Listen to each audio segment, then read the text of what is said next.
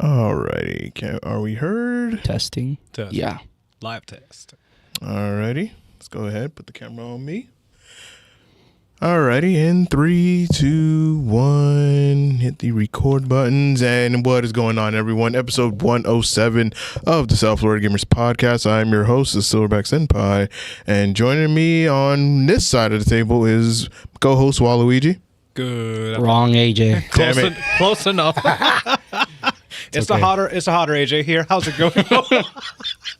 Great to see y'all again. Happy to be on another episode featuring AJ. The other AJ. Hi.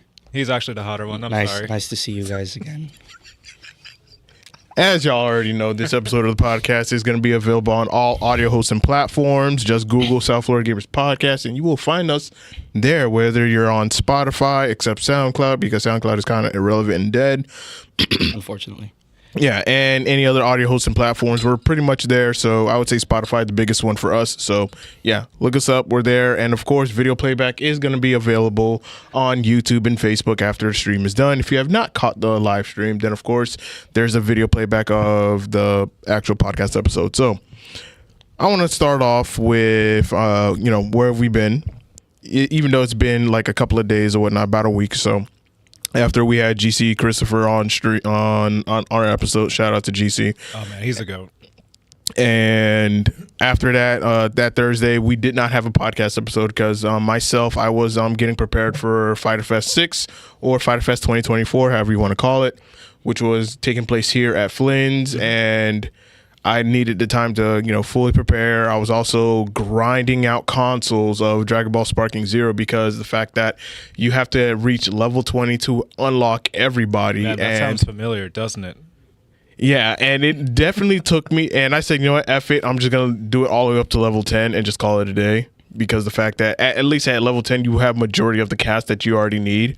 It's just once you hit level 20, that's when you unlock characters like Goku Black and Zamasu.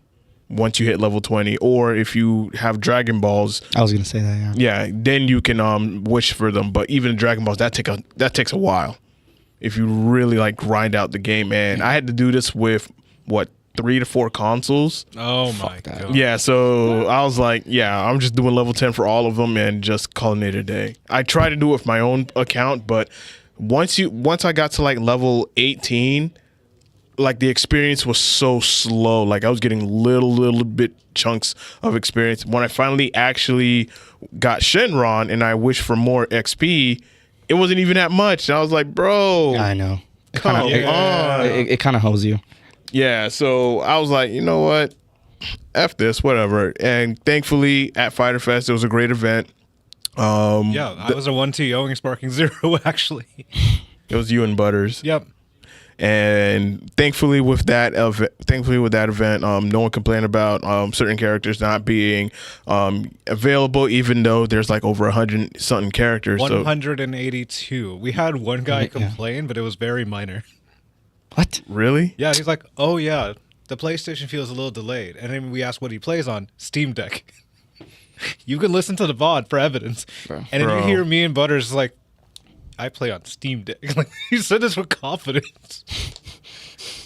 But overall, it was a funny experience. I got to talk some shit. I was told to chill because I said something slightly based. Hey, man. It's just how it goes. Because with my own stream, it's like, with FGC Island, it's our own personal take on streaming, and our shit talking is real.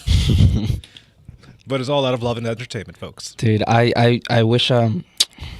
Oh my god, I would love to see you talk. I wish I could have gone. Fucking work called.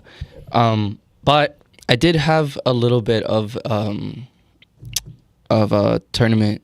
The last episode that we did, or I think 2 episodes before that. No, I think the one that you was with GC Christopher, and then I think Dish. Yes, came after. So that one. So we went, and unfortunately, not every console had every character. Oh, no. And that was actually my first time doing DP battles. And fuck, I had to learn on the fly. Like, I didn't even, I was like, because I was only doing singles. And I even told everyone, like, look, I only play singles. So bear with me. Whatever. So I kind of had to learn on the fly. It sounded like nobody bared with you. And yeah, no one did. Oh, some of the, I mean, some of the guys were cool. They're like, oh, okay, yeah, like I do the same thing. So whatever, just learn on the fly. And unfortunately, I made the mistake of starting with my main rather than starting with like someone I'd rather just like, like wear out until, so I could at least finish with my main. So I caught myself like starting with my main, and then I'm like, wait, let me switch. Which was, it's dumb, but I learned whatever. So it was fun.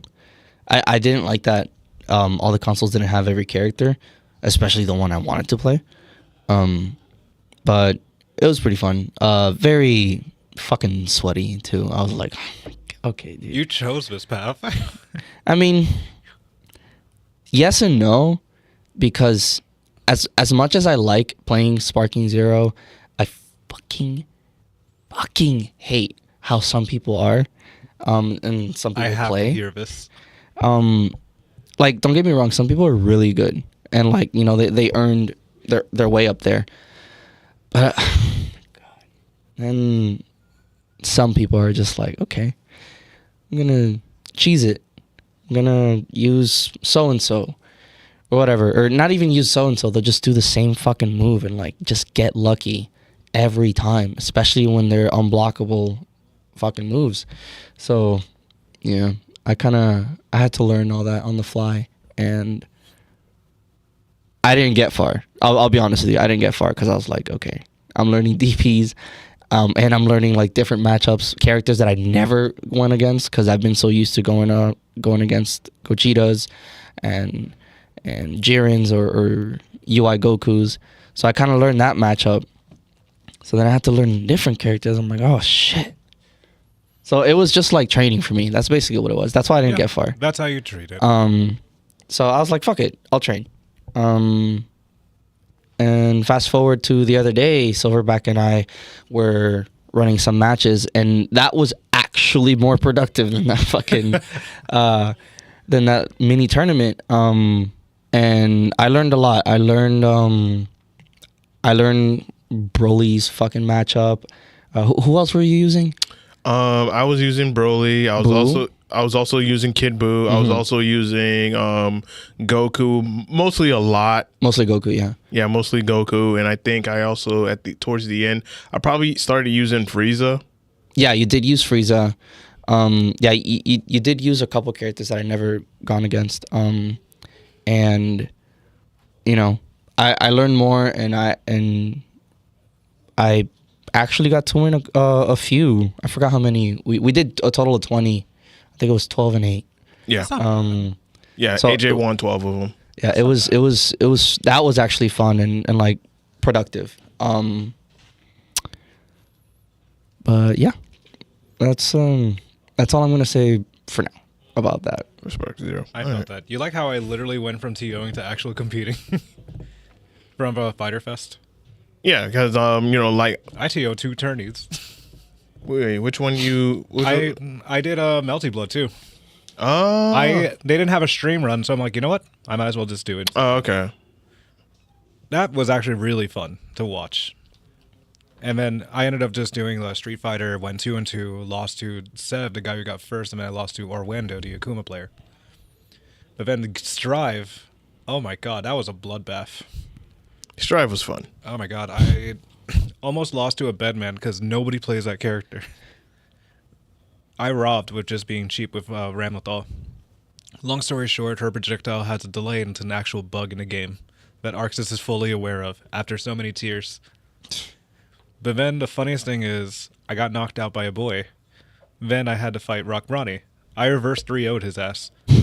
I'm like that one meme where the guy shoots gummy bears into a water bottle. He's like, I understand now.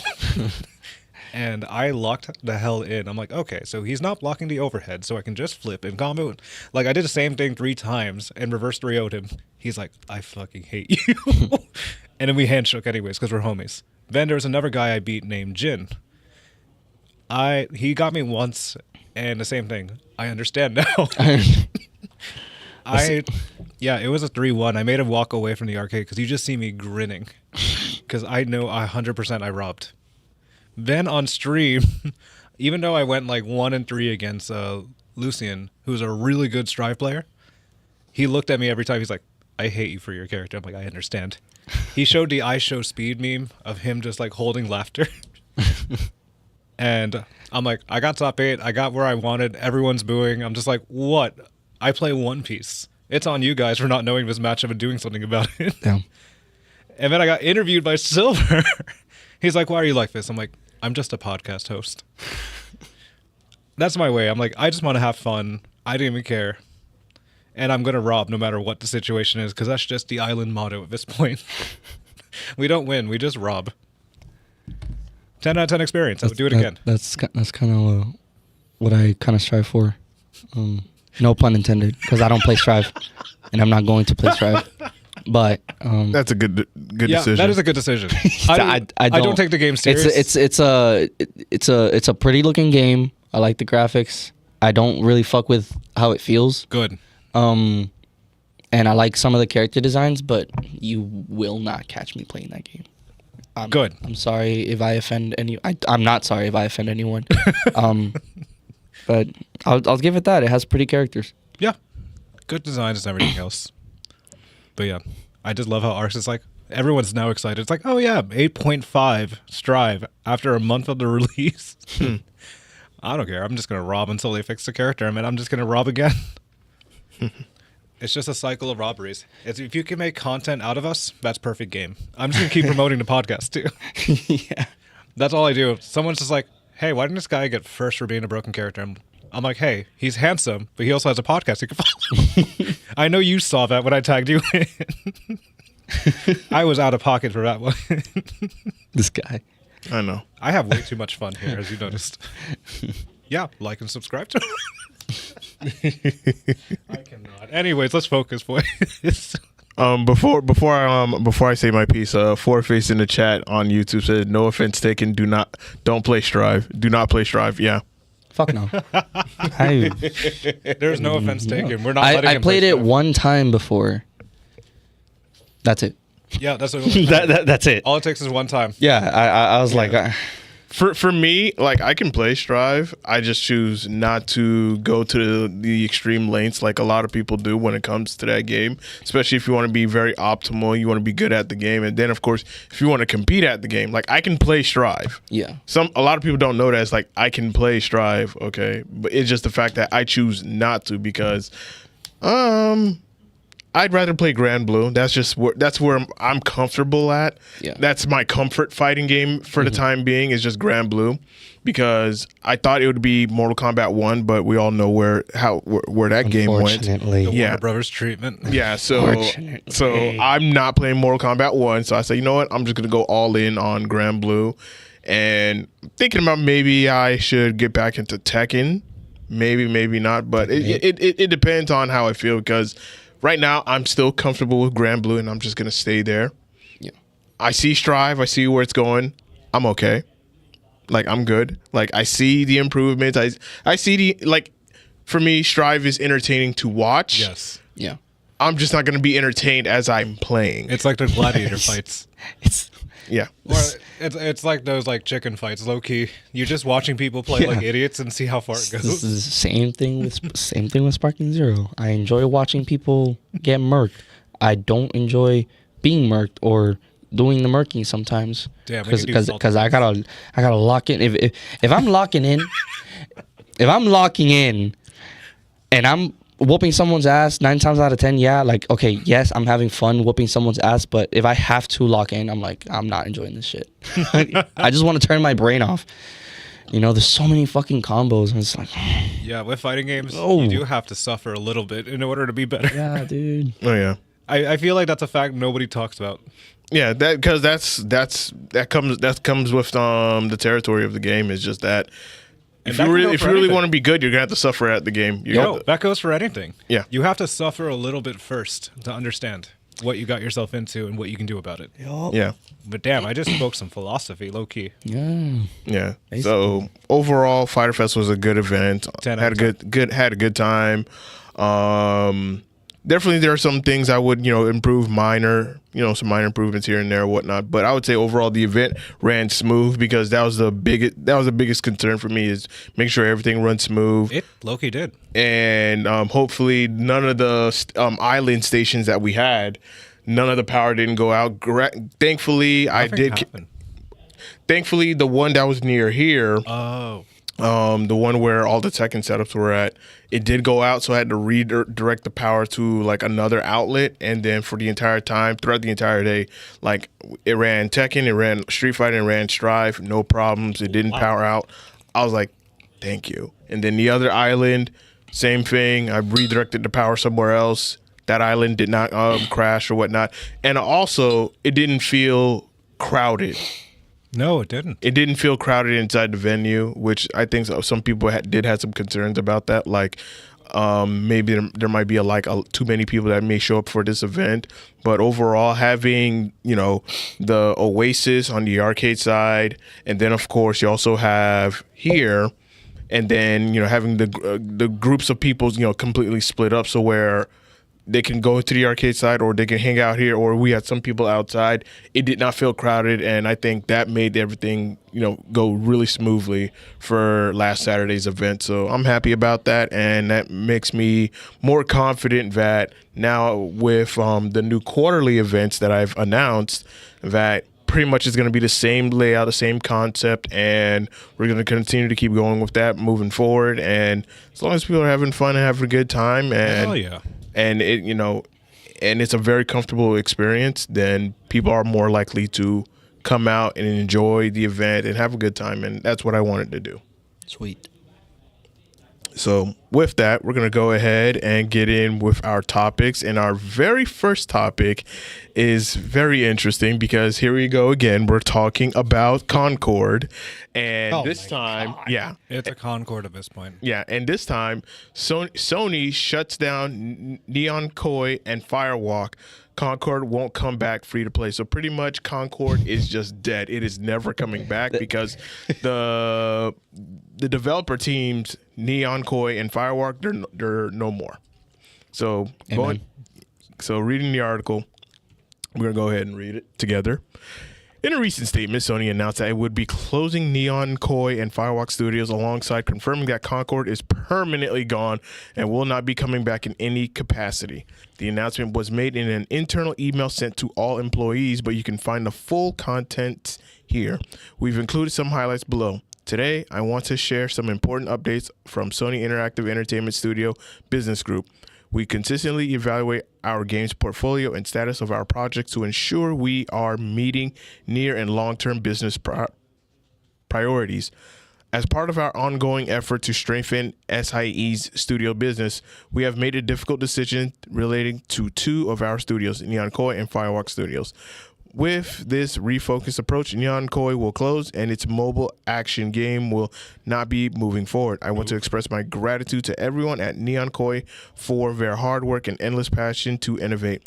Regarding Firewalk, as announced in early September, certain aspects of Concord were exceptional, but others did not land with enough players, and as a result, we took the game offline. We have spent considerable time with these past few months exploring our options. After much thought, we have determined the best path forward is to permanently sunset the game and close the studio. I want to thank all of Firewalk for their craftsmanship, creative spirit, and dedication. What is y'all thoughts? Womp womp. That's what happens. It's meant to happen. That's what happens. I was just reading the bottom, the last part. Say again? I was reading the last part of it, actually. Concord was intended to trailblaze a new Sony IP by tapping into a team hero shooter market that has been dominated by games like Overwatch and TFT 2. However, when it launched, the game saw struggling sales and multiplayer game at its base too small to sustain a diverse ecosystem of players, unable to reach over 1,000 players on Steam at its peak. I feel like we missed that last part. I'm just like, dude, holy shit. Honestly, it's unfortunate. I'm not surprised. I'm not surprised. We saw it coming a long time ago. Yeah, we did. It's like, and it's not like they can remake the game. No, fuck. In any shape. Don't even attempt it. Hero shooters have been very niche to join into. Like, you only have very few competition like Overwatch and Team Fortress 2. I mean, and then the next game that's going to be showing out is Marvel Rivals. Right. which I do hope that one I hope excels. it does well. I hope that one does well because it does, even though it's the same shit as Overwatch, like carbon copy. It looks fun. And I think with Marvel good. as an IP, it's going to do well and thrive. But Yeah. if you have like a whole different story with not much of a good advertisement, you're not going to make it too far. Yeah, I know. It's not even a AAA game or not even an A game. It's just a game that just showed up and just left. Yeah, it was meant to be a AAA game because this is Sony's exclusive IPs, and it just did not resonate with people. We saw the trailer of it at the last year's The Game Awards. Okay, there's a little bit of interest, but people are not too hype about it. Yeah. We really didn't see much of gameplay of the game up until it was time for the alpha or the beta, whichever of the two. And even from that point on, like, the interest was not there. Like, people were saying, like, yo, this game is dead on arrival. Like, it's not gonna do well because it's like, what is this game trying to do differently than what's already out there? Because you have so many hero shooters that are actually doing well and okay. Yeah. How is this game is going to compete with these other games? It's not. It's pretty much what makes you different from everybody else. Yeah. Granted, yeah, true. And the game did have like different looking characters, but it's just like It wasn't the type of characters that people were really. This You sounds know. familiar. Probably what most people will say. yeah, because the characters within the game wasn't really not appealing or whatnot. Yeah. It's like No. people are just like, what the hell is this? Exactly. Like, this is I'm not interested in this. Like, I'm good. And of course, there's lots of arguments and lots of conversations amongst this game, like why it didn't sell, why it didn't appeal to the demographic that it was trying to appeal to. And for me, I look at it as this is what happens when you don't be in touch with your core gaming audience and you're just trying to push out a game that you think this audience exists, but they really don't. So It's spitballing. yeah. It's literally Yeah, like, hey, I'm just going to throw a dart into the wall, see if it sticks, and hope for the best. Yeah, and with how gamers are these days, it's like you can't. Yeah, you can take a risk, but you have to also make sure that if you're going to take a risk, you know your audience. And if you don't know your audience, then that risk that you're taking is not going to fare out pretty good for you. Which is why it's very crucial to understand and know what gamers want. What are they looking for? What sells the best?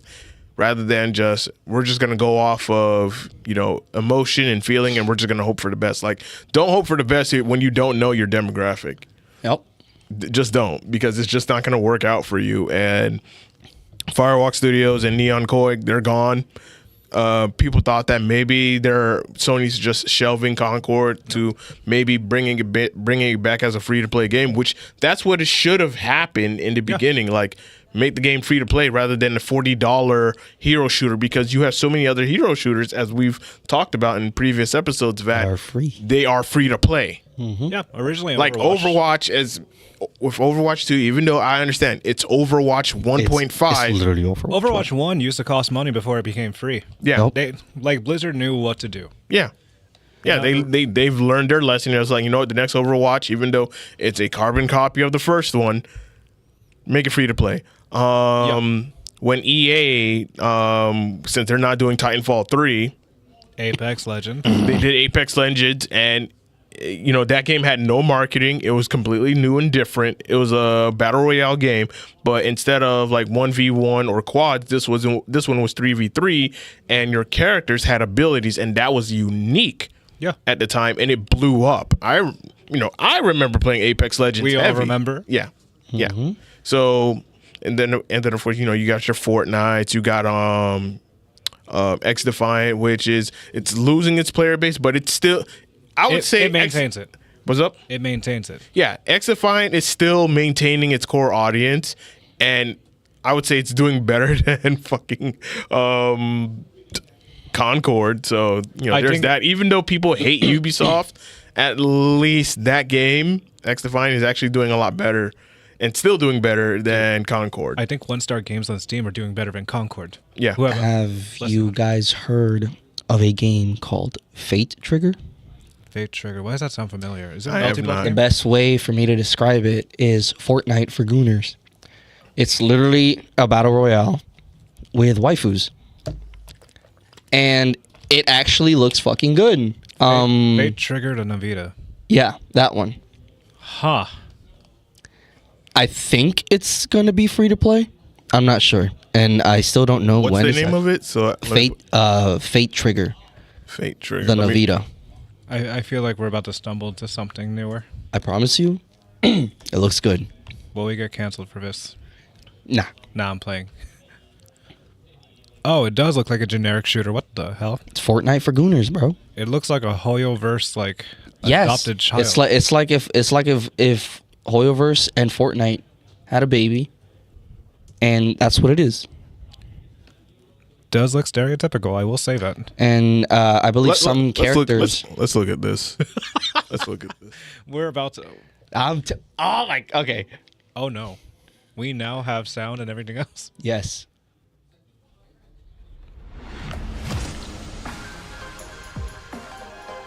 Wait, I can't hear it. I I can. cannot hear it either.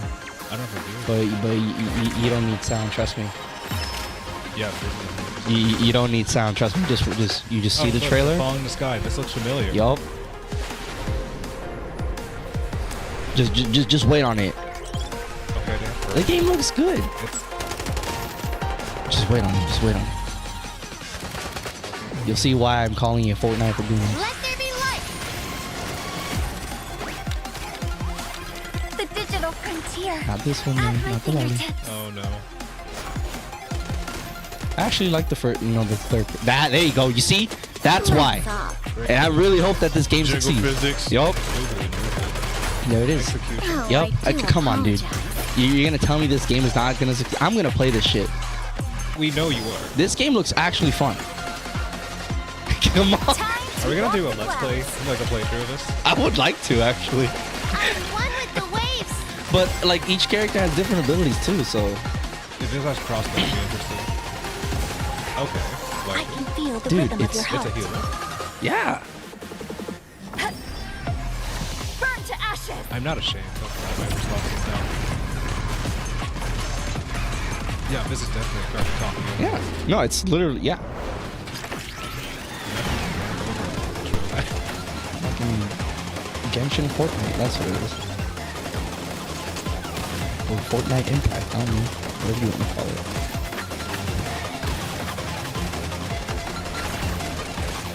Whoa.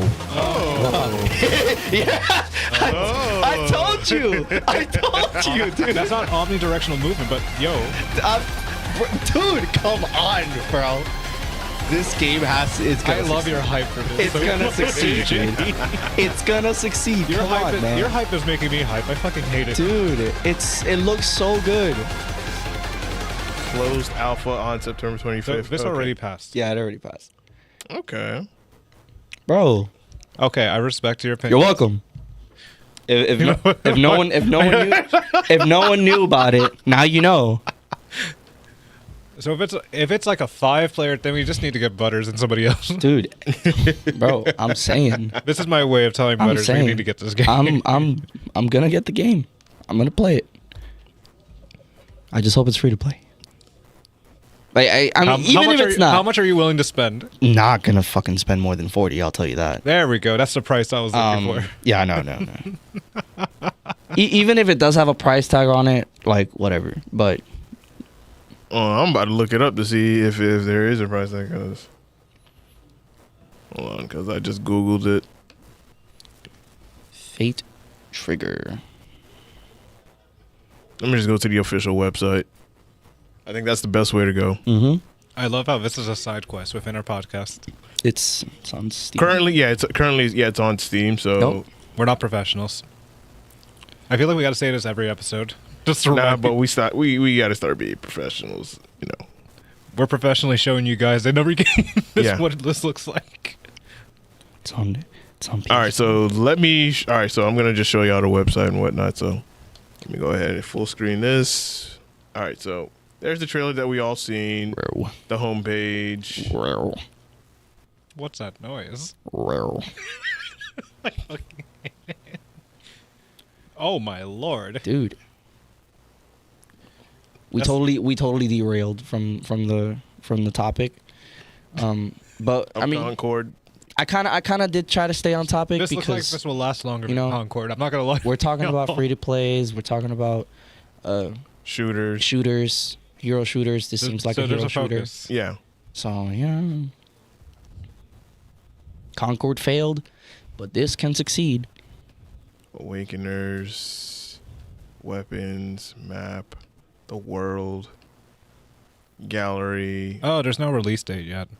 Yeah, it's currently in alpha, so Okay. Amen. Take your time, polish it, make it better than what we already saw. oh yeah. You're welcome, everybody. I don't know if you should be welcoming this, but okay. Alrighty, folks. You all ready for the next topic? Yes. Excellent. Well, before we move on, I just want before move on. I'm just gonna close it out. I mean, with this news, I mean, as I said, gamers are not surprised, and we already know when it comes to game failing, the probability of a game studio might be closing or just be completely done for is usually high. Yeah. And with Concord, this is prime example because a lot of money went into this game and it didn't deliver. So I apologize for that outside sound. It sounds like someone's like rolling a ball or something. Thought that was my stomach. But I'm not surprised. But Firewalk is now done for, Neon Koi done for, and of course the argument that I would see online, oh great, now people are losing their jobs and whatnot. I mean that comes with the territory. It comes with it. It comes with the territory. Like if your game fails, then the chances of you being employed or continuing to work to make a living, that is also a risk. Which is why it's very crucial to know the audience that you are trying to cater to. Exactly. And if you're trying to make games like a Concord, then you better make sure that you know your audience and you look at all the other hero shooters that are currently out there and you look for their weaknesses and you try to make that your strength. Otherwise, you're just going to fail. Exactly. If Case in point, you look at Concord. yeah, no studio is safe, to put it simply. You can even look at what happened to Bungie. All the layoffs. Yep. Much bigger company than, was it Firewalk? Firewalk, yeah. Much bigger company than Firewalk. Many people lost their jobs because certain things, they just didn't deliver on certain things. So you got to know your audience. You got to listen.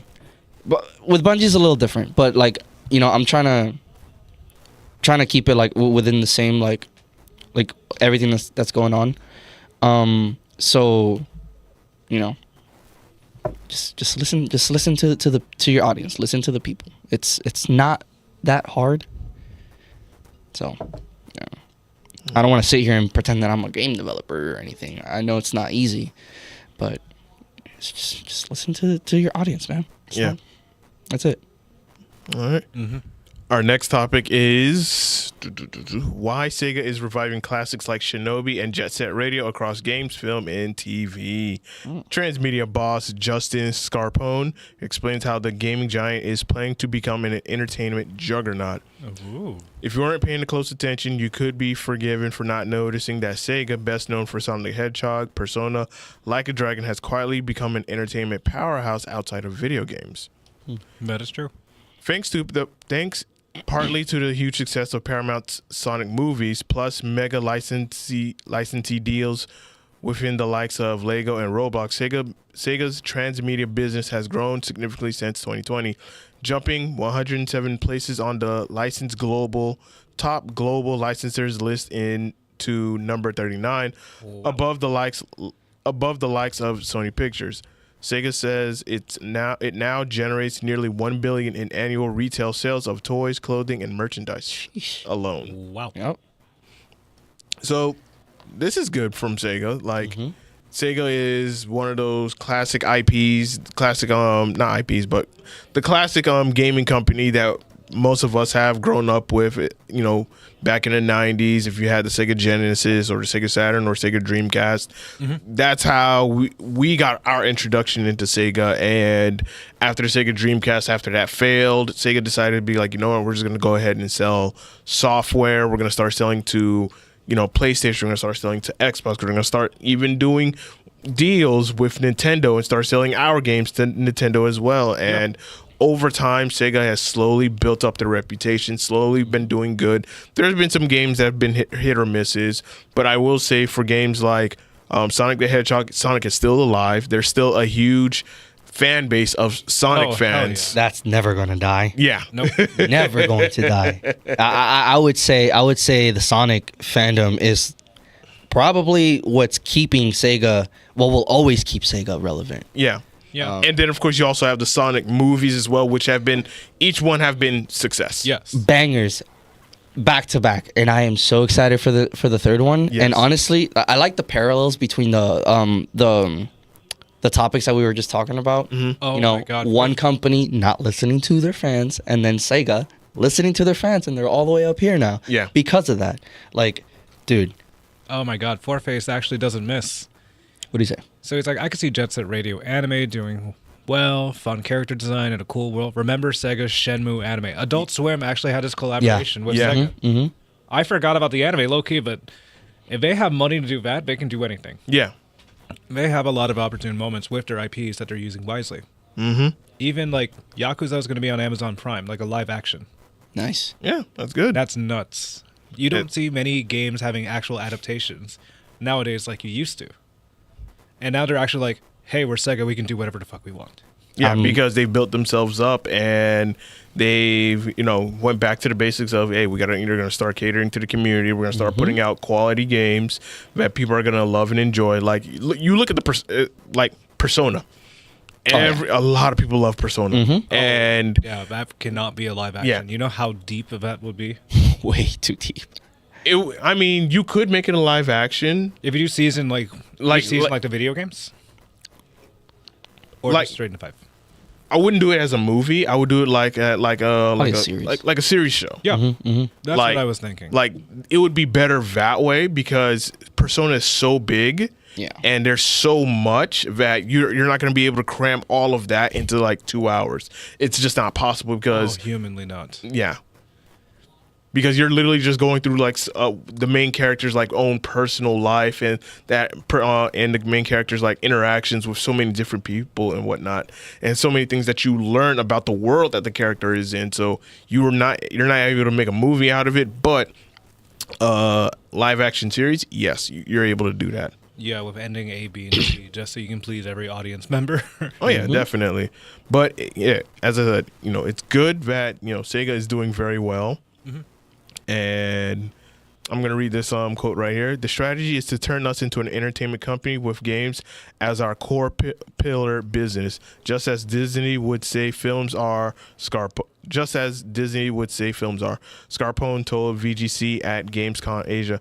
We want to be in a position where it's okay if there are people who love our IPs who have never played a game, but have seen all of our films, been to our live shows, been to our attractions, or bought our merchandise. Real. He's going for a bigger picture. Yeah. This is good. This is good on Sega. I'm happy for Sega. Same. Same. They're killing it, and they're gonna continue to kill it. And even when they don't land, they still got the Sonic fan base to hold them up. Oh, yeah. They still have Sonic. They hold him up by the rings. And you know the Sonic movie's coming out soon, so Sonic they, 3. they're gonna rake in so much money. Yep. Especially with Keanu Reeves voice. Dude, come on, that's a big name. Like even when they had Knuckles as Idris Elba, that's still sick. I'm saying that was the best choice. Every movie has been a banger, and I know this one is gonna be another banger. Oh, yeah, it definitely and will Sega be. already knew what they had to do after the first release of Sonic's face. Yeah. Oh my Or god. Ugly Sonic. Yeah, that was like the best decision that they did was changing Sonic's face. Dude, I'm telling you, the real manager of Sega is the Sonic fan base. They basically bullied them and be like, hey, changes. fix this now, or you're gonna fail. And Sega's like, They thought about it. I'm kind of surprised that Sega even allowed that a fucking atrocious thing to like even be greenlit for a trailer. But you know what? I'm glad it happened because the Sonic fan base made history. Oh hell yeah, it did. It made Oh, yeah, it history. did. And the movie was so much better. Yeah, I like how Yakuza's gonna have a dub and a sub. Fuck yeah. Oh yeah. All right. Going into our next topic, Nintendo plans to strengthen relationships with third-party publishers as part of its structural changes surrounding its video game businesses. And I'm going to go ahead and click on this to make it a lot bigger. And we can look at games like 505, Arc System Works, Atlas, Bandai Namco, Capcom, Nippon Columbia, Cygames, Developer Digital, EA, Epic Games, Falcom, From Software. Holy shit! They're Yeah. trying to get with everybody now. at this Yeah, point, so is what it tells me. and I think the reason being is because Nintendo is getting close to releasing their next successor to the Nintendo Switch. So it's wanting to strengthen its relationship with all these other companies is a good thing. Yes. Especially when I'm looking at, okay, Arc System Works, Cygames, okay, Bandai Namco, of course, they've been working with Nintendo for years. Atlas, same thing. Capcom and Nintendo, it's like hand in hand. I can't wait to see a Street Fighter Yeah. Switch. I'm more interested in what From Software is going to bring to the Switch because I have a feeling that they're going to try to remake, not even remake, but have Nintendo editions of like Elden Ring and Dark Souls and such.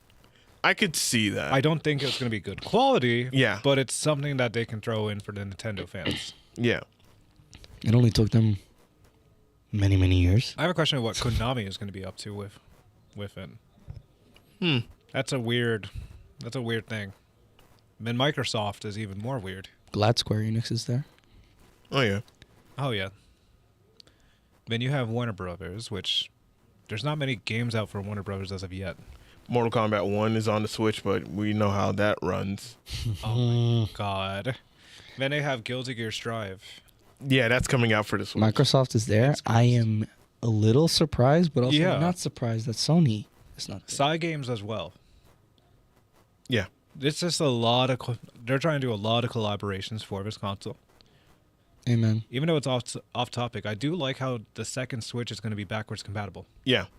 That is a very respectable decision. That's good. Oh, yeah. Next on, I'm trying to remember NIS or NIS. Don't know them. Yeah. Then you have THQ Nordic. That's a very interesting one. Mm-hmm. THQ hasn't been like relevant in a hot minute. Dude, the last THQ games I played was do you guys remember the MX Unleashed games? MX I Unleashed, I MX versus don't. ATV Unleashed. No, Nah. it's like the old classic like motocross games, like racing Oh, yes. dirt bikes. Oh, okay. Yeah, Okay. yeah. Those are the last THQ games I played. Destroy All Humans. Yeah, them too. Yeah, AFW. they made. I was a fan of Darksiders, I will say. Yeah. that. I was a heavy into Darksiders until it just took them a long time for 3 to be released. hmm And then the roguelike one. Ubisoft is not a shocker, but that's a tough situation seeing how Ubisoft is. Yeah. I think the next Assassin's Creed is what's going to determine their profits. Please no Yeah. more Assassin's Creed. And That's it's a sad truth. I'm going to read this one. Since 2021, third-party games have made up half of the Switch's software sales, not including download-only titles. Nintendo are seeing the importance of third-party on their platforms more than before. Yeah, because you can make more money by having more of these other games that are on other platforms, and you're having it on your platform, especially since people are, usually traveling or on the go. So yeah, it's good to have more games on your platform for people to play, especially if they're, typically on the go, because what I'm starting to slowly see now, especially when we go travel to majors, more and more people are getting Steam Decks. Oh yeah, they're keeping everything on the go. Yeah. I want a Steam Deck too. Me too. Yeah, I really want one. because people want to just, game on the go versus we'll still, see people, bringing their gaming laptops or whatnot Yep. and, just play. But Since 2020, baby. yeah, but we're now starting to see more and more people just buying a Steam Deck. Like they'll have a Steam Deck and a Switch. Yeah. and they'll just have the best of both worlds, and then you could just travel and go anywhere. Like I feel like it's good to have. That's a flex. Yeah, it is a flex, and it's also good to have. Like if you're traveling a lot, but you also want to get some games in, then the Steam Deck is good. Your go-to. If not, then your cheaper alternative is gonna switch. Is gonna be the Switch. But I am interested in seeing what the next Nintendo console, which I think is gonna be a hybrid, because Nintendo is saying that their next console is going to be, the successor of a Switch, and I think they want to keep the formula of what they already have, because you look at the Nintendo Wii U console there, and you're playing on the pad. Mm-hmm. That was the concept of it. Not granted, the Wii U did not sell very well. It wasn't marketed well because it was still attached to the name of the Wii. So. Mm-hmm. People who are trying to go and buy a new console for their, kids or grandkids or whatnot, nieces and nephews, they don't know about the Wii U. They just hear Wii and be like, oh, okay, I'll just grab the Wii. Now you have the Nintendo Switch. I see lots of younger people having Nintendo Switches. When I go to majors, I see people having Switches or, as I said, Steam Decks. So this is good. Good on Nintendo for, taking this step of, hey, we need more third-party games because we're making more money off of software sales. Mm-hmm. So the more that they have in their library, the better it is for the ecosystem. Now, the only thing I'm going to say about Nintendo is y'all need to start doing sales of your games, because y'all like to just keep the price the same for years. You're way too stubborn. Yeah. You're better off buying it from someone else that's willing to give a cheaper price. Dude, fucking Animal Crossing still being $60, $70? Yeah. Get the fuck out of here. That shit came out, what, like 4 years ago? Yeah. Yeah. Fuck out of here, man. Yeah, like Nintendo they don't do a lot of game sales. And I feel like if they did more game sales, they would start, not game sales, if they start doing discounts or lowering the price of their games, even though it has years on them, like you would start to see more software sales. Yeah. But nope, they're just going to keep that price the same, just like, why? Same, dude. Yeah, that's old school, Nintendo does no discounts unless it's from a discontinued console, like from GameStop. Yeah. Yep. Because I still can't believe I bought Smash Brawl for $30. I'm like, damn. No, I bought that shit for full price, man. I got it for $30 a couple years ago when I still had a Wii U. Stupid as hell. No, I'm sorry. A Wii Mini that doesn't even have internet. Same. Oof. It was a gift. Quotation marks. I'm saying, bro. But as I was saying earlier, I'm kind of sort of surprised, but not surprised that Sony's not on that. On the handheld market? Nah. I mean, they have that little PlayStation Portal thing, but honestly, it's not worth it. Yeah, it's $200, but it's really not worth it because it's pretty much the Wii. It's a Wii U. It's a PlayStation version of the Wii U, so it's just like it's a waste of money. Yeah. Oh well. Yeah, I know. Our next topic, and I think this is a very interesting one. It's gonna be a long one. Oh yeah, it definitely is, and it is Dragon Ball Sparking Zero player count plummets just a month after launch. Oh. AJ, I'm gonna let you go off on this one. Okay. All right. Why do you think that is? I'm not the most knowledgeable on this, but we just like to hear your take. It almost feels like the exploits and the rage quitting and the cheesing just went out of hand, and people just got sick of it. Fuck it. I mean, like I got sick of it too. Mind you, this is mostly on PC. But still, like, I can imagine how frustrating it got to the point that 90% of their player base left. It's disappointing, just because I really like the game is successful. Let's not get that wrong. Mm-hmm. It's not succeeding right now, and I've been seeing quite a couple videos on YouTube talking about this, and a lot of people are concerned for the future of Sparking Zero, because if this 90% of just on PC, God knows what's gonna happen, on console. And it sucks too because the game's not even on cross-platform yet. Yeah. So Yeah, I think that's the big that's the big thing I feel like is holding the game back is not allowing it to be crossplay. mm-hmm. So that way you're able to play with like anyone, whether on PC or on console. Like that should have been a thing. Like I'd have been fine if the game got delayed for a couple of months to make it, to have that feature in the game. So that way when a game comes out, then everyone's able to play against each other. Versus, oh, if you're on PlayStation, you're only playing with PlayStation people. If you're on Xbox, you're only playing on Xbox. And if you're on PC, you're only playing on PC. But that should have launched, with it. And it just sucks that this is happening now. And like the game, it looked like it had such a bright future. yeah. And now it doesn't. I disagree on that. I still think it's going to. I still think it's going to have legs because it's still going to have legs that's going to carry through because we haven't even got the new DLC that's coming. That's coming out yet. That is and you already know once Gohan Beast is announced. Oh, dude. Yeah, that player count is going to go right back up. Yeah. It's a Okay, so like, yes, like the future. There is a future. Do I see it being super bright? Maybe. Maybe when new characters are introduced. But it may not last for. It may not last. Yeah. It may not last, but hopefully it does. I want I like how the game is. If I'm being honest, I still see it as like a party fighter. Yeah. More than like a actual like traditional fighter. And yes, it can be. It is competitive. But I kind of like to see it as like a party game. Yeah. More. Because it's fun as fuck. It's so much fun, and especially when you get to talk your shit, it's fun. But I really hope that this doesn't continue. I really do want the game to not just succeed in like sales and DLCs or whatever, but like just I want it to be thriving. I want the community to be thriving.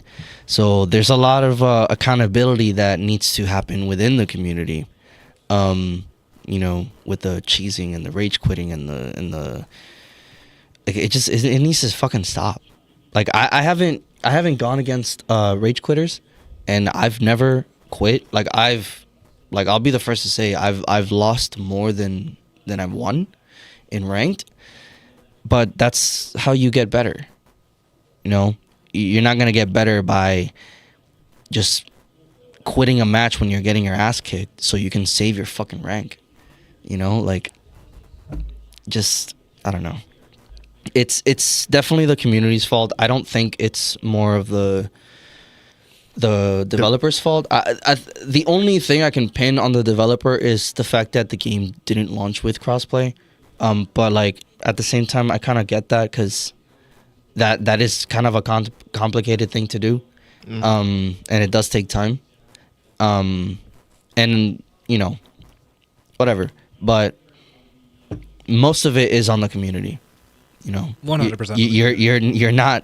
You're not doing the game justice by what you're doing. Raging, fucking cheesing. It's not fun to go against the same fucking characters and doing the same movesets over and over and over again. Not only are you not getting better, but you're not helping everyone else get better. You're kind of forcing them to learn the same matchup, and then next thing you know, out of nowhere, you come across a character that you've never fought before, and now you're kind of like, wait, shit, I gotta learn this matchup now. So, yes, that makes it interesting, but again, you're still not helping because majority of the player base want to use the cheese characters or just the really overpowered ones. And yes, I'm glad that the game is not balanced because how the hell are you going to make a Dragon Ball game balanced? Let's be real. With the power scaling, it's fucking stupid. But again, you're not helping yourselves, and you're not helping the game. You're not helping the developer. So I don't know. Take some accountability. Stop fucking raging. Take some L's. It's not. It's not. I know it sucks taking L's, But dude, get over it. Who cares? Who fucking Real cares? talk. That's some good stuff right there. So going off the article, less than a month on from its impressive launch, Dragon Ball Sparking Zero had lost almost 90% of its player count on Steam amid concerns around balancing, as you said, and cheating. Because, again, this is a unbalanced fighting game. Literally. Why do you need to cheat? I don't get it. That's even crazy. I never. How do you cheat in a? I didn't even heard of the cheating. What? Yeah. Is it like in-game exploit or actual like? How the hack? fuck are they cheating? That's the real question. I would say, like, they're finding ways to where they can always get you with the dodge or parries. Oh wow, that is cheap. Meaning like automatic parries or whatnot. Like as soon as you Okay. hit them, they parry you, and you're just like, what the hell? What the? Yeah. Dragon Ball Sparking Zero had been hailed as one of the best Dragon Ball games of all time. It still is. Fans praised its recognition of the colorful battles from the anime, and we call it a must play in our glowing review. This quality translates into sales too, as Bandai Namco announced that it sold 3 million copies in the first 24 hours. It also broke the record as the most played fighting game on Steam shortly after its October 11 release date. But not even a month later, the figures paint a much bleaker picture, as many of the players who contribute to the record-breaking launch sales on Steam have moved on. According to SteamDB, only 6,096 players are active at the time of writing, and its peak player count in the last 24 hours is just 14,303. This works out roughly at a 89% drop from its all-time Holy peak smokes. player count over 122,000 on launch day. But What? yeah. The hell? So a huge drop off, and just as AJ said, I think people are rage quitting the game because now they're going up against Ultra Instinct Goku, Gogetas, Vegetos, Jirins, Police. the Brolys and whatnot. So they're going up against a bunch of overpowered characters, and they're getting their asses handed to them because they're exploiting them, or they're just people just don't know how to go up against the matchup. But what myself and AJ have been seeing a lot more is people rage quitting. Oh yeah. Especially when when the person that's rage quitting is using an overpowered character, and it's just like it's the funniest thing ever because it's just like, yeah, you have no skill. You're just using an overpowered character because you think you're good. Like I would see people complaining about like, hey, they need to do X, Y, and Z. I'm just like, bro, you're using an overpowered character. I'm saying. Or they're so accomplished that they reached a higher rank, and I'm just like, bro, you use Gogeta. That's that. Yeah. Like that's nothing. That's not impressive. Yeah. Do that with Chaozu, I'm saying. or do that dude. with Yamcha. I'm like, okay, and, all right, you got some skill. Yeah, Exactly. A rank Hercule cook a boo player so Yeah. bad they had to desync. Yeah. And Here, I like got a present for you. and even even some other cheesy characters like the androids, from what I've heard of, They compensate. Yajirobe, and this morning actually I heard of the team of Yajirobe, Videl, and Roshi, and I was like, that's a fucking interesting like team, like what the hell? And then I saw what was going on. What does Videl do? Videl, I only played her once, so I can't really say much. But if I remember correctly, the video said that she does gain her ultimate move like pretty fast, Okay. and it doesn't cost a lot, Oh. so you can kind of spam it. Oh. From if I remember correctly, That's- like I said, I never played her.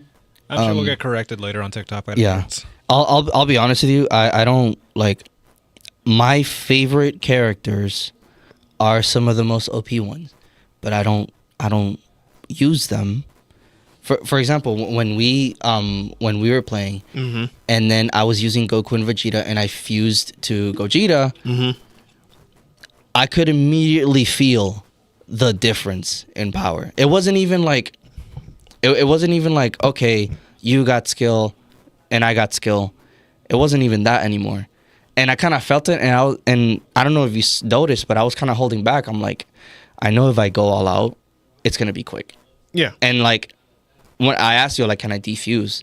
And you said I couldn't. I'm like, fuck. Yeah. I can't do It's anything like you now. have to hold that. Yeah. Yeah, so I was like, whatever, let's just finish it and then like we'll just switch characters. Gogeta's fun, yeah, but he's pretty fucking broken and you can kind of feel it. And it also sucks because like one of my favorite forms ever is Super Saiyan 4 Gogeta, and I can use him, but like What? like if I use him, There's a cost. yeah, like I'm seeing as I'm being seen as a this guy's just a fucking Gogeta main. Like that's how he's getting Yeah. better. Like You know that's like common in the FGC, right? yeah, That's extremely common when you have a very strong character. Yeah. Oh, yeah, this is typical. it sucks too. But you know what? Shit, I got hit with it 2 weeks ago. At the end of it, I'm glad that my main is not a problem. That's why I keep playing the game. Yeah. My main's not a Well problem. So like Yeah. it sucks that it also fucking sucks that you can't even use both Super Saiyan 4 Goku and Vegeta to fuse to Gogeta, which I'm like, why did you advertise the trailer for them to fucking fuse in the first place if you can't fucking have both of them in the same team? Whatever. Kind of false advertisement there. But yeah, it just it sucks that I can't use one of my favorite characters. Like I said, I could, but I can't. If I go into a fucking tournament and someone sees me pick Gogeta, Super Saiyan 4, they're gonna be like, ah. yeah, that's when you cook them. Yeah, and then I'm like, whatever. Yeah. And I think it's important, like especially in a tournament setting. I think when we do Dragon Ball again, I'm just gonna set it to just DP battles, but it's just gonna be the cost is gonna be at 10, so that's gonna force you to start using mid-tier to low-tier characters, or if you have a character, or like for example, like when we played, we would use like base Goku and then Goku with all of his different transformations, because if you start off with base Goku and you build him up, yeah, it's like you're gonna have more of his abilities as you transform. Yep. Yeah, that's what we did for the Sparking Zero tournament at Fighter Fest. Yeah. We did it at 10 DP with Yep. it being like 600 seconds. Mm-hmm. And we've seen people respect the build. Yeah. And we had people like remind them like, hey, stay at 10 DP. Yeah. Yeah. Stay at 10 DP, and then of course, because if you use someone like really, really strong, then that's just that one character that you have, and you have to think about it like this: like, all right, 10 DP, my max limit is 2 characters.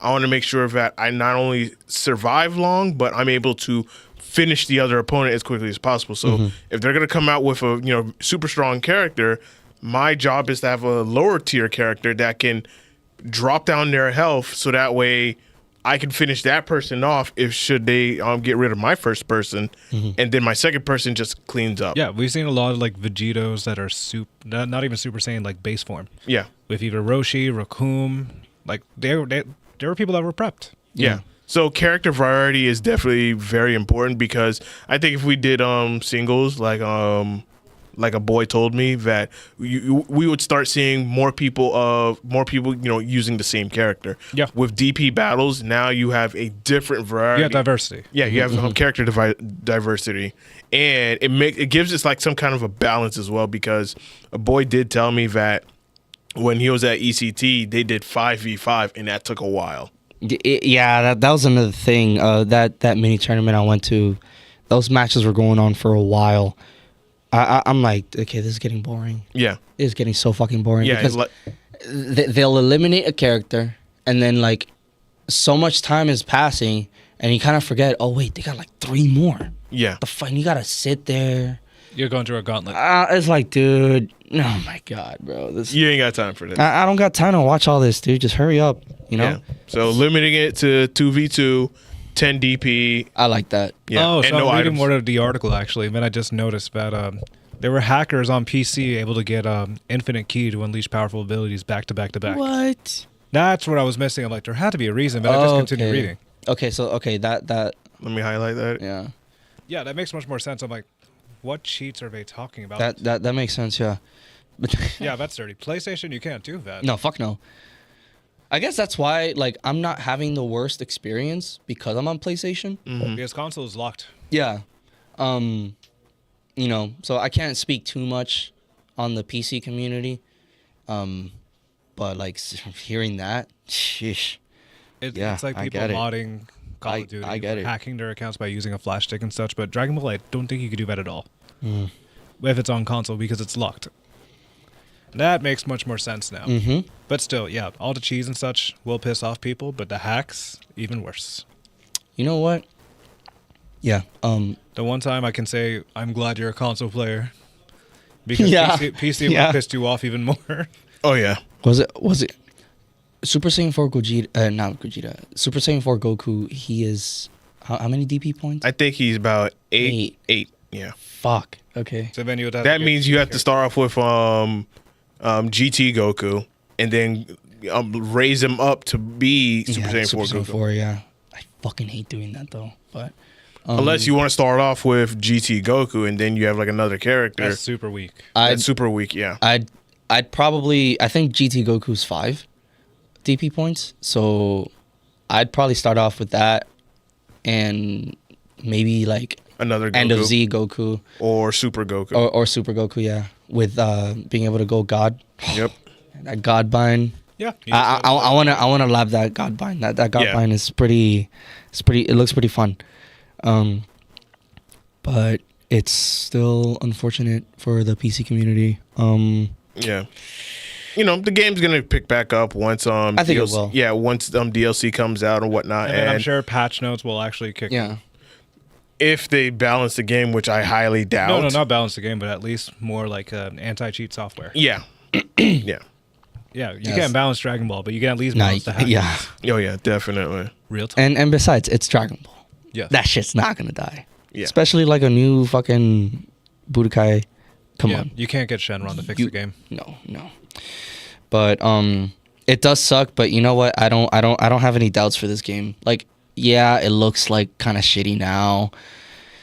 But you know what? I've been through this shit before. We've all been through this shit before where like games we play have their ups and downs. Fucking Yeah.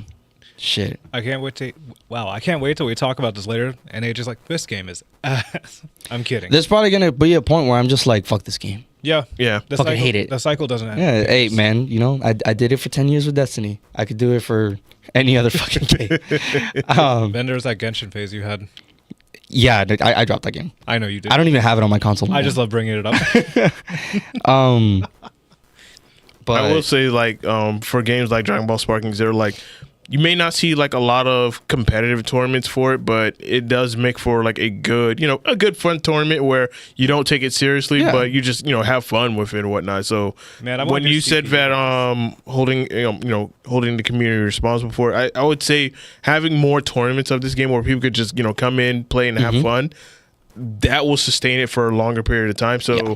I would say for anyone who wants to run a tournament, look, you go on Start GG and start up a tournament, post it online, be like, hey, I'm having a Dragon Ball Sparking Zero tournament. Here are the rules.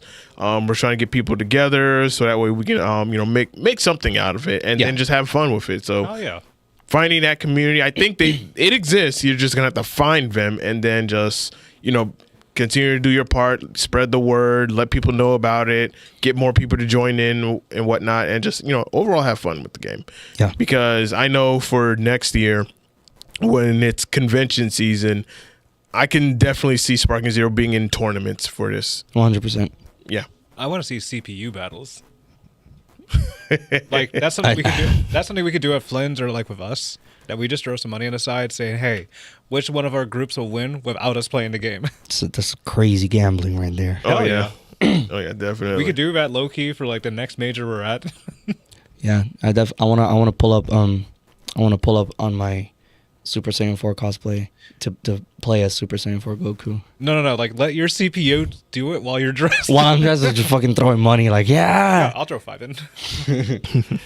Our last topic, and that is Ooh. lack of PS5 Pro shortages means some scalpers are reselling at a loss. Oh, I love that. We love to see the Yeah. failures. Fucking gross. So we don't really wish many people downfall and such. Except Unless- scalpers. or Ubisoft, but that's not important. But now, but scalpers are a whole different spiel. Like you remember the whole like PS5 situation? Oh yeah. Like I couldn't get one a year later until you did. Yeah, that was Yeah. that was the worst launch. Like you two managed to get some before I was able to. That was nuts. It really was the worst launch. Yeah. I was surprised that I managed to get one. I was like, Shush. My dad got me one like randomly. He's like, "Oh, I just walked into a GameStop and they had some left over." That's bro hit the jackpot. I know. Yeah, my dad bought 2 and then sold the other one.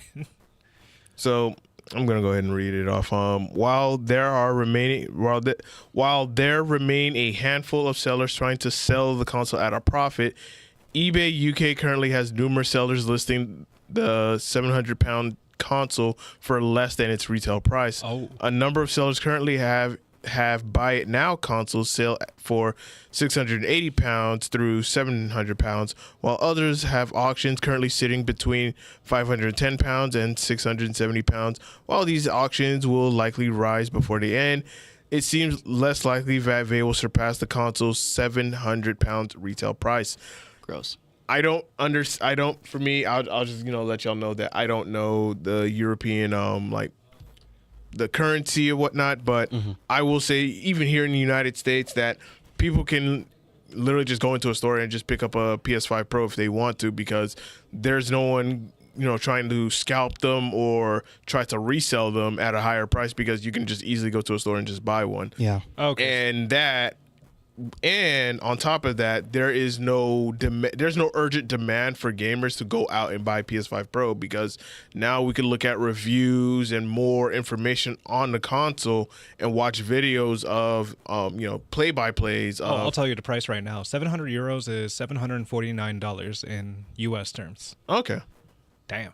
Not much of a difference. It's a $50 difference still. difference. But it's like people are not in a rush to get it, because the fact that if you already have a PS5, There's no need. There's no need for a PS5 Pro. Like unless you don't have a PS5 at all, Yeah. go ahead. Fair Get Yeah. a PS4 Just Pro. get it at retail price. Don't just Yeah. fall for these scalpers. So it sucks for the scalpers. Good. Yes. Because this is payback for 2020 and 2021. Worst fucking launch ever. Yeah. Yeah, where Xboxes were more available than fucking PS5s. Yeah. Like, I remember you were struggling to get it. I gave up. My dad got it for me. AJ managed to get one. And now we look at the PS5 Pro when we talked about the last couple gaming topics. Mm-hmm. And we saw those prices. We're like, yeah, fuck that. Yeah, it's not worth it. With the and- game drive, you have to buy separately. Yeah, dude, I still can't get That's over that just shit. kidding. This is like kicking you while you're down. Yeah, like I'm saying. people are scalping those. Yes. But they're not scalping the console, because it's just like, and again, there's no need for a PS5 Pro for a lot of gamers, because they're completely fine and content with the PS5 already, and And there's no quality change. Exactly. there is not with the- really much. Yeah, it's really not that much, depending on what kind of monitor that you're playing Yeah. it on. But if you're like most gamers who play at 1080p, then it's just like you really don't need a PS5 Pro. No. Now, if you're playing at 4K and you want to do 4K 60, like the PS5 Pro doesn't even do all games at 4K 60. Which So it's is just like, worse. what's the point? Yeah. The only thing is, you get a bigger hard drive, and it's a little bit more powerful than the base PS5, but it's like at that point, it's like I might as well just settle with the PS5 already, because Yeah. when you look at the games, it's like, yeah, there's like a little tiny bit graphical difference, but there's not that one game where it can really, really shine on the PS5 Pro, and I think that game is going to be Grand Theft Auto 6 Unfortunately. Oh, yeah. next year, which I feel like they should have released the PS5 Pro next year, So it and comes as a then combination. shows off, and then use that game to show off the power of the PS5 Yeah, Pro. you can have like a visual difference like they did in past games. Yeah. Yeah, it would have made more sense. They dropped the ball. Yeah. so. Again. But most people, like even myself, I game at 1080. No, I game at 1440, but I game at 1080, 720, depending on the game. yeah, so it's like it's really not that much of a need to go out and drop $700 on a PS5 Pro. Oh, it's a want. It's a hundred. Yeah, that's it's a want, because what game is showing you a huge difference? None. There's no game out there. Yeah. What you're gonna start using remasters? Okay, fine, whatever. But there's no game that really shows like, man, the PS5 Pro really makes this game look really, really good. Like I remember when with the PS4 Pro when that came out, and I looked at Horizon Zero Dawn because I had it on base PS4, and then I looked at the difference. I was like, oh, and then when I played the difference, I was like, oh, yeah, because it really took advantage of better frame rates, better performance, and I was just like, wow, I'm blown away. Now with the PS5, it's like it's good. I'm not gonna front. I'm enjoying the games that I have. Playing certain games at 120 hertz is really good. I recommend it. Get like a 120 hertz monitor. That is a game changer. Definitely a game changer because now it makes the game look fast, more fluid, and just feels nice. So I definitely recommend that. But as I said, if they launch the PS5 Pro to the point where, hey, you can play your games at 240, I'll be like, okay, you got me there. Yeah. But it's still 120, just like, nah. I'll stick with the PS5 base. I'm good. Base form PS5. Jesus. Yeah. But I'm now reading more of the article a little bit lower. It's just like, well, it appears the console is generally available for those who want it. However, scalpers haven't completely abandoned the PS5 Pro.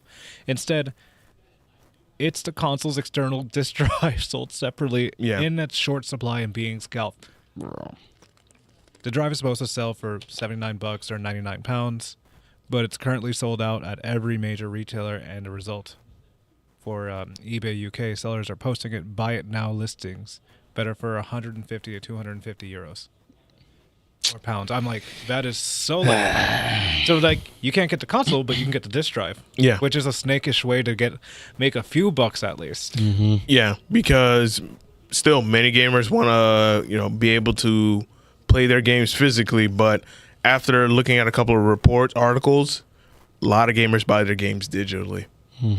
Oh boy, here we go with the licensing topic again. But I know, but we ain't gonna cover that. Like, hey, if you want to hear our point of view on that, then you have to watch some previous episodes. I won't lie. I'm guilty of having all my games on PS5 digital. I'm 50-50. It's convenient. It's so convenient. I know. Because I lost the drive to just go to a GameStop or a Best Buy and buy a game there just because the PlayStation Store is right there. I know. It is. And also I don't know. I've kind of just fallen off GameStop, and I haven't been to a GameStop in years, and it kind of lost its appeal to me. Okay, it did. And I was like, oh, I don't know. I think it happened because the last physical game I got was Destiny 2, actually. Holy shit! Destiny 2. That was the last physical copy I got, and ever since then I was like, fuck it. But I know the dangers of it, and it's risky. But I mean, it's not like it's. I don't want to go out and buy all the physical copies of the games I already have. Yeah. That'd be fucking stupid. Don't be a library. Even though I do miss having a big chunk of fucking games stacked up with no room to put it in. with no room. Yeah. But I don't know. I guess those days are kind of over. It's like people with DVDs too. Yeah. Like people miss having the convenience of a DVD, but no, you just go to a streaming site. Yeah. No, I got me a DVD collection, bro. Me too. I think part of it is a little bit I'm a little bit traumatized to mess up the actual disc because that's happened before. There's disc repair machines. Well, now there is.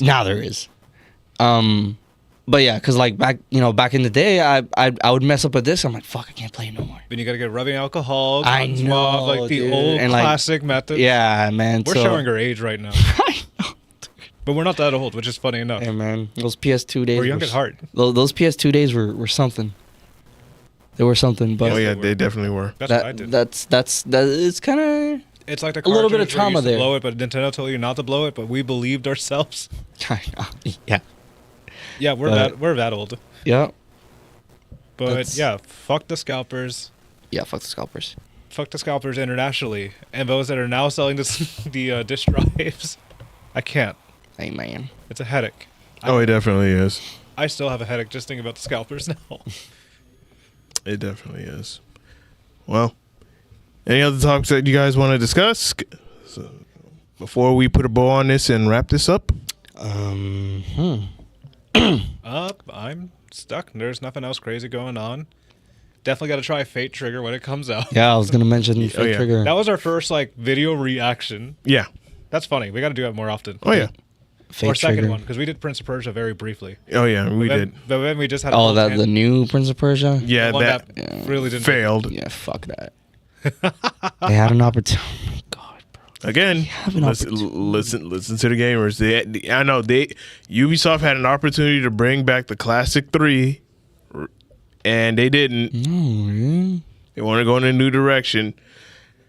It didn't resonate. It did not resonate with the fans because it's like it's. We were more triggered on the haircut than anything else. Oh yeah. Oh my god, the same fucking haircut that they get. Yeah, the Killmonger cut. Yeah, We bring this up at least once every few episodes. Fucking character, bro. Every black character has the Every black Killmonger cut. character. And man, I Latinos hate just it. have electricity, Yeah, fucking and they're from Brazil. stupid, bro. They're either So from Brazil, New York, So or some fucking god knows where. generic, dude. Dude, when they did that shit to fucking Miles Morales, I was like, whatever, bro. Yeah. Whatever, dude. It's Holy so funny shit. that there's two characters in Street Fighter that are from Brazil and have electricity. Laura and Blanca. Yep. I hate it. Yeah, I know. Why is Blanca green? He's Brazilian. just bring back Prince of Persia. Ubisoft, stop being stupid. I guess another thing. Yeah, Fate Trigger.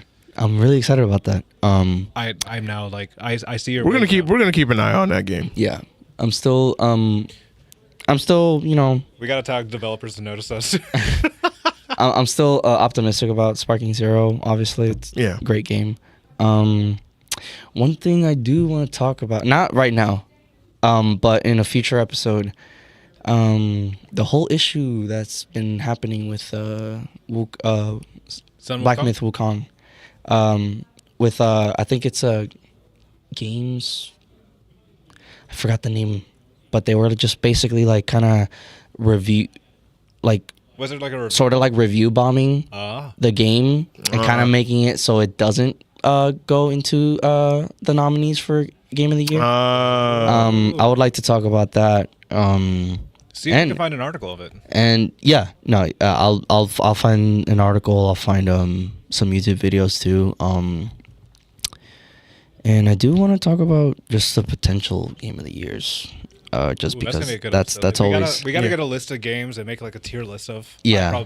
Yeah. Man, we have a lot of opportunity for content. So I'm looking forward to the future. yeah. So As always. because I've been keeping an eye on that. I'm still waiting for when we can actually vote for Game of the Year. Still surprised that Game of the Game Awards is not gonna happen till what, January, Yeah. which is Dumb. that's dumb. Really fucking but dumb. whatever. It's gonna be a long like couple months. Yeah. Other than that, that's all I have to say on all that. That's just something I'm looking forward to. All right. And as for me, I ain't got much else other than, just going to keep my eye out on, whatever gaming news is coming out. Play your games, people. Play them. And if you're looking to play new games, as I said, PlayStation has a demo store. I know Xbox has a demo store. Hit up, check, play demos. Pirate your shit if you can. Yeah, That too. I literally emulated Mario and Luigi Superstar Saga for the Game Boy Advance, and I just finished it yesterday. Nice. Yeah, that's actually a fun turn-based game. I'm now getting into RPGs. Speaking of emulators, Go on. seen people emulate the new game. Have you guys heard of the new mobile Destiny Rising? I'm sorry, what? That Destiny has a mobile game now, and it's not by I Bungie. did hear about that. Yeah. Yeah, Let me see. Is it in the App Store? should be. But we can talk about that in a future episode. Okay. But yeah, it's a fucking mobile. Oh, thank you. Happy Veterans Day. Oh yeah, that's another thing I wanted to say. Semper Fi to all my fucking favorite Marines out there. Love y'all. Semper Fi. It's y'all's birthday today, No. and Oh yeah. Thank y'all for your services as well. and tomorrow. Happy they can- birthday to you, crayon eaters out there. Yeah, tomorrow- We appreciate you. Tomorrow Yes. they can recover Yes. You mean because Crayola we're can there. recover? To all our veterans out there, please hit up your local IHOP within 10-mile radius. I don't Yes. care how many of them are there. You hit up every single one I'm of them. hitting- Why do you hit them up now? I'm hitting all of them up. I'm hitting up IHOP. I'm not hitting up. I'm rating IHOP. Olive Garden. What else? Holy mackerel. What else is out there? There's a lot of shit. Just look Yeah. online. Look at your sources. Dude, I'm telling you, tomorrow we're eating like kings. Hell yeah. We're eating like fucking kings. Oh Fuck yeah. what am I about to witness? and I'm gonna document all of it. Oh yeah. Oh, no. Same. All right, y'all. Well, this has been episode 107 of the South Florida Gamers podcast. We appreciate you all. Thank you all so much for joining us. And of course, as always, the audio version of the podcast will be available on all audio hosting platforms. So just go ahead and Google South Florida Gamers podcast, and we will return on Thursday with another gaming episode of just, more gaming topics. Sweet. So until next time, as always, y'all stay classy. See ya. Peace. Whew.